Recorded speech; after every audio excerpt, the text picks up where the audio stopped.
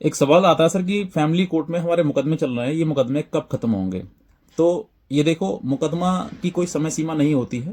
हालांकि अगर आप इसको किसी प्रकार से एक्सपर्टाइज ऑर्डर करवा लें, उसको जल्द से जल्द निस्तारण कराने के लिए आप ऑनरेबल हाई कोर्ट से डायरेक्शन ले लें, तब तो आपके लिए ये समय बाधित हो जाते हैं कि भाई इतना टाइम बाउंड है, इतना टाइम में इसको निस्तारण करना है। लेकिन जहां पर टाइम बाउंड नहीं है, समय निर्धारित नहीं है किसी केस के लिए, तो फिर उसकी कोई समय सीमा किसी भी कानून में नहीं बताई गई है।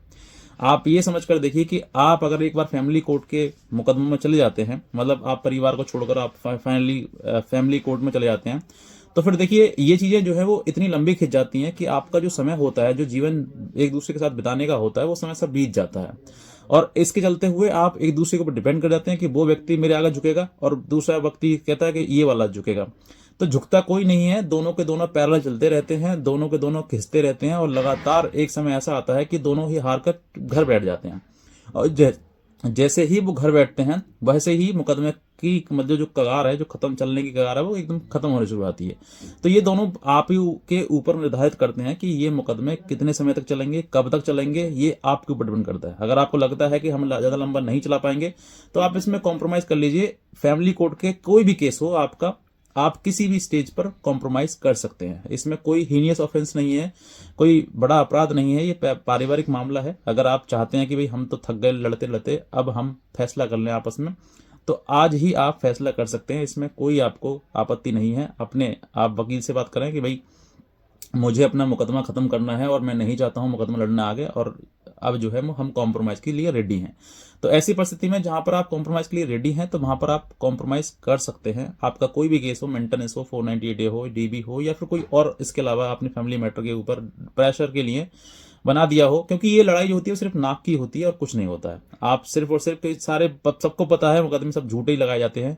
कोई भी किसी प्रकार का कोई मुकदमा सही नहीं होता है। कहीं ना कहीं इनको रूप दिया जाता है कानूनी रूप से में। लड़ाई झगड़ा आपके आपस में पति पत्नी का कुछ भी हो, लेकिन इसको रूप दिया जाता है कि दहेज मांगा है हमसे। इसको रूप दिया जाता है कि हमें साथ प्रताड़ना हो रही है। ऐसा कोई घर परिवार नहीं है जिस परिवार में लड़ाई झगड़ा ना होते हो, बातचीत ना होती हो, या डांटा न जाता हो एक दूसरे को। लेकिन अगर उस डांटने को आप घरेलू हिंसा का रूप दे देंगे, या मारपीट का रूप दे देंगे, या फिर उसको दहेज प्रताड़ना या दहेज मांगने का रूप दे देंगे, तो ये सब कुछ जो है कानूनी रूप से आप लड़ रहे हैं। यानी कि स्पष्ट स्पष्ट है कि आपने अपनी लड़ाई को एक कानूनी रूप दे दिया है। तो कानूनी रूप से फिर तो चीजें यही है कि आप कानूनी रूप के द्वारा ही, कानून के द्वारा ही समझाया जाएगा और वहीं समझा जाएगा।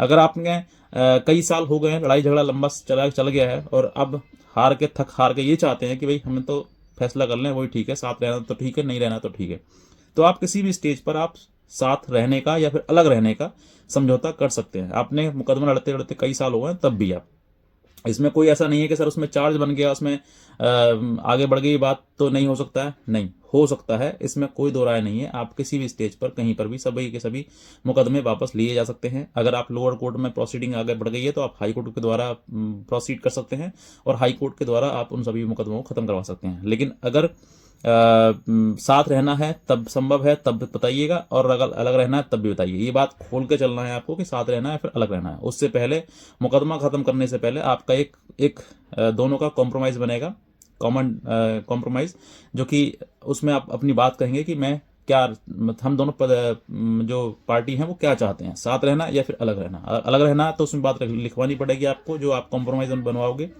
और अगर अलग रहना है तो वो भी दोनों का, साथ का या अलग का, दोनों भी बात अपनी खोल के चलनी पड़ेगी। या किसी दिन प्रकार का आपके बीच में लेन देन हुआ है, पैसा लिया है या दिया है, उसको भी आपको कॉम्प्रोमाइज जो डीड है बनेगी उसमें खोलना पड़ेगा। या बच्चे हैं, बच्चा किसके पास रहेगा, कहाँ रहेगा, ये भी सब कुछ, मतलब बाद में कोई भी किसी प्रकार से कोई विवाद का कारण ना बन पाए। यहीं पर आपको अपनी लड़ाई का अंत करना होगा। ये चीजें आपको समझनी होगी, और उसी चीजों के लिए आधार पर आप अपना कॉम्प्रोमाइज डीड बनवाएं। एक समझदार अच्छे वकील से आप बनवाएं, ताकि आपको भविष्य में किसी प्रकार का कोई चीज छूट जाएगी तो फिर वो लड़ाई झगड़े का कारण बन जाएगी। इसीलिए लड़ाई झगड़ा खत्म करने के उपरांत साथ साथ में हर चीज को आपको सोच कर समझ कर लिखवाना है, और उसी के आधार पर अपना कॉम्प्रोमाइज फाइल करना है, और सारे मुकदमों को वापस लेना है कि भाई हम नहीं लड़ना चाहते हैं। तो आपको कॉन्स्टेबल कोर्ट जो है वो ये अधिकार देती है कि आप अपने मुकदमों को वापस ले सकते हैं।